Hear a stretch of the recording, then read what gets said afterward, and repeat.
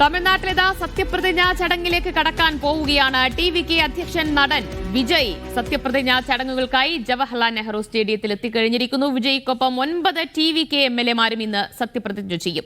രാഹുൽ ഗാന്ധി അടക്കമുള്ള ദേശീയ നേതാക്കളും ചടങ്ങിൽ പങ്കെടുക്കാൻ എത്തിച്ചേർന്നിട്ടുണ്ട്. രേണുക രാജേന്ദ്രൻ ചേരുന്നു വിവരങ്ങൾ നൽകാനായി. രേണുക, ഇനിയിപ്പോൾ സത്യപ്രതിജ്ഞാ ചടങ്ങ് ആസ്തികൾക്കൊക്കെ വിരാമമിട്ട് സർക്കാർ രൂപീകരണത്തിലേക്ക് വിജയ് കടക്കുകയാണ്. ഇന്നിപ്പോൾ ആരൊക്കെയാണ് സത്യപ്രതിജ്ഞ ചെയ്യുക? വമ്പൻ താരങ്ങൾ, ഒപ്പം പ്രധാന നേതാക്കൾ ആരൊക്കെയുണ്ടാകും ചടങ്ങിൽ? ദിവ്യ, എന്തായാലും ഏവരും കാത്തിരുന്ന നിമിഷത്തിലേക്ക് എത്തിയിരിക്കുകയാണ്. 10 മണിക്ക് സത്യപ്രതിജ്ഞാ ചടങ്ങ് നടക്കുകയാണ്. എന്തായാലും ആ വേദിയിലേക്ക് ഇപ്പോൾ വിജയ് എത്തിയിട്ടുണ്ട്. തമിഴ്നാടിന്റെ മുഖ്യമന്ത്രി ജോസഫ് വിജയ് ഇപ്പോൾ അവിടെ എത്തിയിട്ടുണ്ട്. അദ്ദേഹത്തിന്റെ മാതാപിതാക്കളും കൂടെയുണ്ട്. വേദിയിൽ നിരവധി പേരുകളാണുള്ളത്. എന്തായാലും ഇപ്പോൾ 9 പേര് ആരൊക്കെയാണ് വിജയോടൊപ്പം ടിവികെയിൽ സത്യപ്രതിജ്ഞ ചെയ്യാൻ പോകുന്നത്, അല്ലെങ്കിൽ ആരൊക്കെയാണ് എംഎൽഎമാർ എന്നുള്ള രീതിയിൽ ആ 9 പേരുടെ പേരടങ്ങിയ വിവരങ്ങളാണ് ഇപ്പോൾ പുറത്തു വന്നിരിക്കുന്നത്. അത് 9 പേരുടെ പേര് ഞാനിപ്പോൾ പറയാം. രാജ്മോഹൻ, ആനന്ദ് അരുൺ, അതോടൊപ്പം തന്നെ എൻ ആനന്ദ്, അനുരാജ, സെങ്കോട്ടയൻ, വെങ്കട്രാമൻ, നിർമ്മൽ കുമാർ, രാജ്മോഹൻ, പ്രഭു ആൻഡ് കീർത്തന. ഈ 9 പേരാണ് ഇന്ന് സത്യപ്രതിജ്ഞ ചെയ്യാൻ പോകുന്നത് ആ വേദിയിൽ. എന്തായാലും അല്പസമയത്തിനുള്ളിൽ തന്നെ വലിയ രീതിയിൽ പ്രൗഢഗംഭീരമായ ആ വേദിയിൽ ഒരു സത്യപ്രതിജ്ഞ നടക്കാൻ പോവുകയാണ്. തമിഴ്നാടിന്റെ രാഷ്ട്രീയ ചരിത്രത്തിൽ തന്നെ വേറിട്ട രീതിയിൽ, അല്ലെങ്കിൽ തമിഴ്നാട് രാഷ്ട്രീയ ചരിത്രത്തിൽ തന്നെ ഒരു പുതിയ രീതിയിൽ ഒരു സഖ്യകക്ഷി വരാൻ പോവുകയാണ്. ഒറ്റയ്ക്ക് പടവെട്ടി വന്നവെന്നൊക്കെ പറയുന്ന പോലെയാണ് വിജയുടെ ഒരു വെട്രി കഴകം ടിവികെ ഇപ്പോൾ അധികാരത്തിൽ ഏറാൻ പോകുന്നത്. 2024 സ്ഥാപിതമായ ഒരു പാർട്ടിയാണ് ടിവികെ. എന്തായാലും 2 വർഷത്തെ പ്രായമുള്ള ഒരു പാർട്ടി രാഷ്ട്രീയ ചരിത്രത്തിൽ, അതും തമിഴ്നാട് പോലെയുള്ള ദ്രാവിഡ മണ്ണിൽ അധികാരത്തിലേറുക എന്ന് പറയുന്നത് ഒരു ചില്ലറ കാര്യമല്ല. തമിഴ്നാടിനെ സംബന്ധിച്ചോളം നോക്കുകയാണെങ്കിൽ താരങ്ങളും രാഷ്ട്രീയവും തമ്മിൽ, സിനിമയും രാഷ്ട്രീയവും തമ്മിൽ ഒന്നല്ല, രണ്ടും ഒന്നാണ്. അത് ജയലളിത അടക്കമുള്ളവർ, എംജിആർ, ജയലളിത അടക്കമുള്ളവർ വന്ന ഒരു പാരമ്പര്യം ശ്രദ്ധിക്കുകയാണെങ്കിൽ തമിഴ്നാടിന്റെ ഒരു ഭാവി എങ്ങനെയാണ് എന്നത് അറിയാൻ കഴിയും. ആ ഒരു താരപ്രഭയിലേക്കാണ് ഇപ്പോൾ ശ്രീ ജോസഫ് വിജയ് എന്ന 51കാരൻ ഇന്ന് അധികാരമേൽക്കാൻ പോകുന്നത്. തമിഴ്നാടിന്റെ മണ്ണിനെ സംബന്ധിച്ചോളം നോക്കുകയാണെങ്കിൽ ജാതി, മതം, ആശയം, വിശ്വാസം എന്നിവയെല്ലാം മാറി നിർത്തിക്കൊണ്ട് ഇത്തവണ ടിവികെക്ക് ഒരു അവസരം കൊടുത്തിരിക്കുകയാണ്. ഞാൻ ഓരോ മണ്ഡലങ്ങളിലും ടിവികെ നിൽക്കുന്നത് ഞാനായിട്ടാണ് എന്നതാണ് വിജയ് ആദ്യ തെരഞ്ഞെടുപ്പ് വേദികളിൽ അടക്കം പറഞ്ഞിരുന്നത്.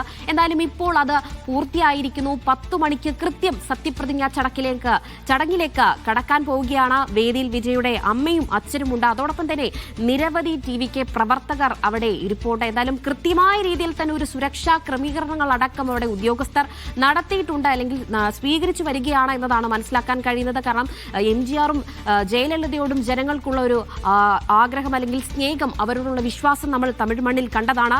ഇത് അതുക്കും മേലെ എന്ന് വേണം പറയാൻ. വിജയാണ് വന്നിരിക്കുന്നത്. തമിഴകത്തിന്റെ തലപതിയാണ്, ദളപതിയാണ് അവിടെ വന്നിരിക്കുന്നത്, തലൈവനാണ് വന്നിരിക്കുന്നത്. അപ്പോൾ വിജയ്ക്കുള്ള ഒരു CM എന്നതിലൊരു ഉപരി ഒരു നടൻ, തമിഴക മക്കളിലെ ഒരു നടൻ, ഞാൻ നിങ്ങളുടെ വീട്ടിലെ സഹോദരൻ, മകനും അച്ഛനും എല്ലാമാണെന്ന് വിജയ് തന്നെ പലപ്പോഴും പറഞ്ഞിട്ടുണ്ട്. ആ ഒരു വേദിയിലേക്കാണ് ഇന്ന് വിജയ് CM ആയി അധികാരത്തിൽ ഏറാൻ പോകുന്നത്. എന്തായാലും തമിഴ്നാട് രാഷ്ട്രീയം ഇപ്പോൾ ഉറ്റുനോക്കുന്ന ഏറ്റവും നിർണായകമായ ഒരു രേണുക ഭൂരിപക്ഷം കിട്ടിയെന്ന് വെച്ചാൽ ഏറ്റവും വലിയ ഒറ്റകക്ഷിയായെങ്കിലും ഈ കേവല ഭൂരിപക്ഷം ഉറപ്പിക്കാൻ നന്നായി ഉയർക്കേണ്ടി വന്നില്ലേ വിജയ്ക്ക്? തീർച്ചയായും നല്ലപോലെ ഉയർക്കേണ്ടി വന്നു. കാരണം ഒറ്റയ്ക്ക് പടവെട്ടി 108 എന്നൊരു സ്ഥാനം ഒപ്പിച്ചിട്ടുണ്ടായിരുന്നു. അതിൽ 2 സീറ്റ് വിജയുടെ തന്നെയാണ്. അത് 107 നമുക്ക് കണക്കാക്കാൻ കഴിയുന്നത്. എന്തായാലും തൊട്ടു പിന്നാലെ തന്നെ ഈ 118 എന്നൊരു സ്ഥാനത്തിന് വേണ്ടി ഒരുപാട് പാടുപെട്ടു എന്ന് വേണം തന്നെ പറയാൻ. ആദ്യം തന്നെ DMKയിൽ നിന്ന് കോൺഗ്രസ് അങ്ങ് അയഞ്ഞുമാറി എന്തായാലും ടിവികെയിലേക്ക് പോയതുകൊണ്ട് 5 സീറ്റ് അവിടെ സേഫ് ആയിട്ടുണ്ടായിരുന്നു. തൊട്ടു പിന്നാലെ തന്നെയാണ് ഈ DMKയുടെ സഖ്യകക്ഷികളായ CPM-ഉം CPI-യും 2 സീറ്റും വീതം നൽകിയത്.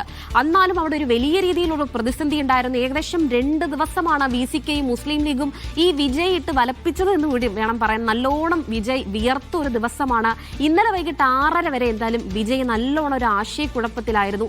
തൊട്ടു പിന്നാലെയാണ് VCK 2 സീറ്റുകൾ നൽകിയത്. അതിന് തൊട്ടു പിന്നാലെ തന്നെ എന്തായാലും മുസ്ലിം ലീഗും 2 സീറ്റ് നൽകി സഹായിച്ചതിനാൽ എന്തായാലും 118 എന്നൊരു ഭൂരിപക്ഷത്തിൽ നിന്ന് 120 എന്നൊരു സംഖ്യയിലേക്ക്, ഗവർണർ 118 ചോദിച്ച സ്ഥലത്ത് 120 വിജയ് ഇന്നലെ വൈകിട്ട് 6:30 എത്തിയത്. എന്തായാലും നല്ല രീതിയിൽ വീർത്തു പണിയെടുക്കേണ്ടി വന്നിട്ടുണ്ട് വിജയ്ക്ക്. എന്തായാലും പുതിയൊരു സർക്കാർ അധികാരത്തിൽ വരുവാണ്. രാഷ്ട്രീയത്തിൽ വലിയൊരു പരിചയമില്ലാത്ത വ്യക്തിയാണ് വിജയ്. എന്തായാലും വിജയുടെ MLA മാരടക്കമുള്ളവർ ഈ ഫാൻസ് അസോസിയേഷനിലെ ജനറൽ സെക്രട്ടറിയും പ്രസിഡന്റുമാണ്. എല്ലാ എല്ലാവരും ഈ രാഷ്ട്രീയം പഠിച്ചു വരികയാണ്. MK സ്റ്റാലിൻ അടക്കമുള്ളവർ ഈ വിഷയത്തിൽ ആദ്യം പറഞ്ഞിരുന്നു. രാഷ്ട്രീയം പുതിയതായി പരീക്ഷിക്കുകയാണ് തമിഴ്നാട്ടിൽ. 6 മാസം ഇവരുടെ രാഷ്ട്രീയം എങ്ങനെയാണ് പോകുന്നതെന്ന് നോക്കിക്കാണാൻ തന്നെയാണ് MK സ്റ്റാലിൻ അടക്കമുള്ളവർ. എന്തായാലും വലിയ രീതിയിലുള്ള ഒരു പിന്തുണ അല്ലെങ്കിൽ പുറത്തു നിന്നുള്ള ഒരു പിന്തുണ TVKയുടെ സഖ്യകക്ഷികളുണ്ട്. എന്തായാലും ചേരി തിരിഞ്ഞു നിന്ന് അല്ലെങ്കിൽ ചേരിക്ക് പുറത്തു നിന്ന് തന്നെ ഒരു സേഫായ രീതിയിലുള്ള ഒരു പിന്തുണ തന്നെ DMK നൽകിയിട്ടുണ്ട്. എന്നാൽ AIADMK ഇതിൽ നിന്നും മാറി നിൽക്കുകയാണ്. AIADMKയിൽ വലിയ രീതിയിലുള്ള ഒരു കലകം ഇപ്പോഴും നടന്നുകൊണ്ടിരിക്കുകയാണ്. EPSനെ സംബന്ധിച്ചോളം, ഇടപ്പാടി പളനിസ്വാമിയെ സംബന്ധിച്ചോളം വലിയ രീതിയിലൊരു ചേരിതിരിഞ്ഞൊരു ആക്രമണം അവിടെ നടക്കുമ്പോൾ ഇവിടെ TVK അധികാരത്തിലേറാൻ പോവുകയാണ്. ശരിക്കും നോക്കുകയാണെങ്കിൽ ദിവ്യ, ഈ റൂട്ട് അല്ലെങ്കിൽ ഈ ഗ്രാസ് റൂട്ട് തന്നെ നോക്കുകയാണെങ്കിൽ TVKയുടെ റൂട്ട് നമ്മൾ കണ്ടതോളം 2024 ഫെബ്രുവരി 2-നാണ് TVK അധികാരത്തിൽ വന്നത്. പക്ഷേ ഇതിന്റെ ഒരു പ്രീ പ്ലാൻ നോക്കുകയാണെങ്കിൽ 2009 തന്നെ TVK ആയി രൂപപ്പെടുന്നതിന് മുമ്പ് തന്നെ ഗ്രാസ് റൂട്ട് ലെവലായി അല്ലെങ്കിൽ സോഷ്യൽ മീഡിയ വഴി ഈ ഒരു സഖ്യം അല്ലെങ്കിൽ ഈ ഒരു ഫാൻസ് അസോസിയേഷൻ സജീവമായ രീതിയിൽ പ്രവർത്തിച്ചു എന്ന് വേണം മനസ്സിലാക്കാൻ.